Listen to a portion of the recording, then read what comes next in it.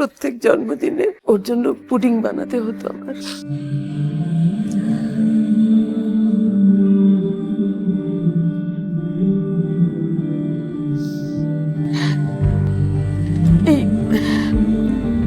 এই সোয়েটার পরা অবস্থায় জ্যোতিকে হয়তো আমার আর কোনোদিন দেখা হবে না।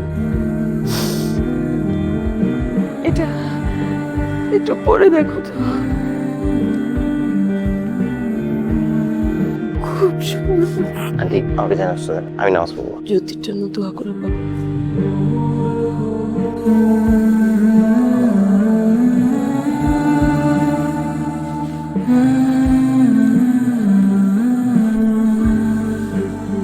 আন্টির দেয়া সোয়েটার, জ্যোতির ব্যাকপ্যাক আর স্কেচবুক নিয়ে বেরিয়ে পড়লাম। তোমার নাম কি সিফাত? হ্যাঁ, জানি না কেন যেন জ্যোতির কল্পনার শহরটা ঘুরে দেখতে ইচ্ছে করলো। জ্যোতির চোখে দেখা দৃশ্যগুলো নিজের চোখে দেখতে ইচ্ছে করলো, অনুভব করতে ইচ্ছে করলো জ্যোতিকে। মজার ব্যাপার কি জানো, জ্যোতির কল্পনার সেই শহরে আমি জ্যোতিকে খুঁজে পেলাম। সিফা, তোর কাছে কি নয়নতারা গাছ আছে?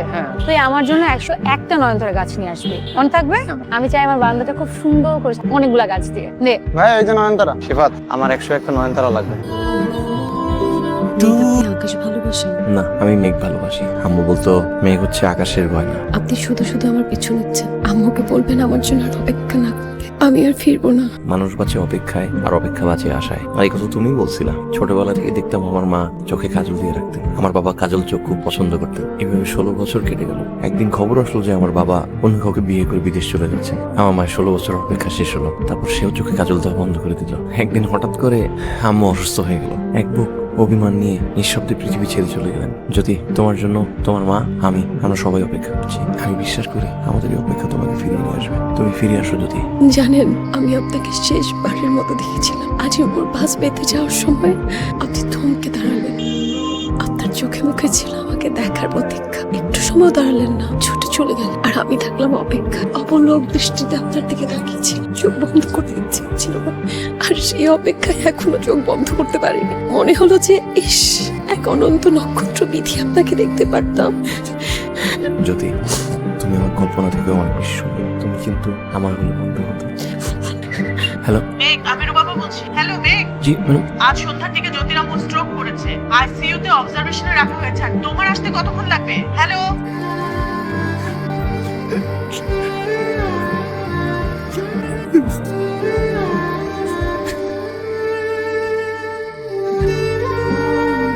অনেকদিন পর ছাদে আসলাম। দূর থেকে এই ঘুনে খাওয়া শহরটা দেখতে খুব মায়াবী লাগে। জ্যোতিকে অনেকক্ষণ ধরে কেবিনে রেখে আসছি। চলো তিনজন মিলে কফি খাই, চলো। মেঘ ভাইয়া, জ্যোতি আপু যে আপনার সাথে কথা বলে, এটা আপনি বিশ্বাস করেন? বিশ্বাস সম্পূর্ণ মানসিক প্রশান্তি প্রসাদ। তুমি যেটা করলে তোমার খুব ভালো লাগবে সেটাই তোমার বিশ্বাস। এখানে কোনো লজিক খাটে না। কিন্তু আমি নিজের চোখে দেখেছি জ্যোতি আপুকে কথা বলতে। আর এটা আমার মনের ভুল হতে পারে। পৃথিবীতে সবকিছুর ব্যাখ্যা করছে নাই উষা। ব্যাখ্যা করতে গেলে দেখবা পৃথিবীটাই আর ভালো লাগতেছে না। তবে আমার একটা বিশ্বাস কি জানো, জ্যোতি যাকে পছন্দ করে বা ভালোবেসে ফেলে তার সাথে একটা ইনার কানেকশন তৈরি করে ফেলে। কিভাবে জানি? এই যেমন আমার এখন অস্বস্তি লাগতেছে। জ্যোতিকে অনেকক্ষণ ধরে রুমে একা ফেলে আসছি, সেটা জন্য অনেক কান্নাকাটি শুরু করেছে। চলো যাওয়া যাক।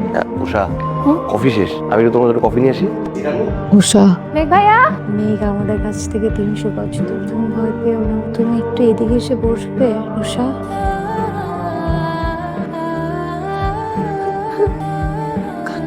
গাধাবে অপেক্ষার মতো কঠিন সত্যি নেই। আমি হয়তো বেঁচেছিলাম তোমার অপেক্ষায়।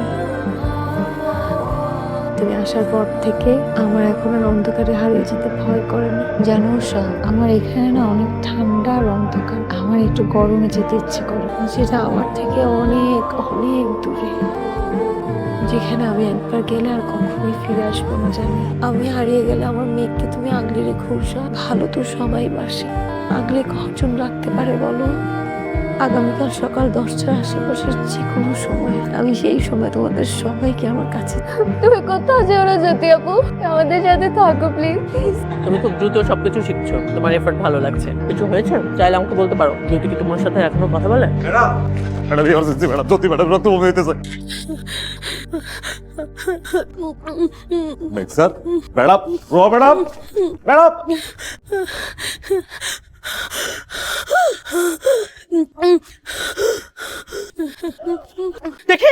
ম্যাডাম, যদি থাকতে চাচ্ছে না, ওকে শান্তি মতো যেতে দেন।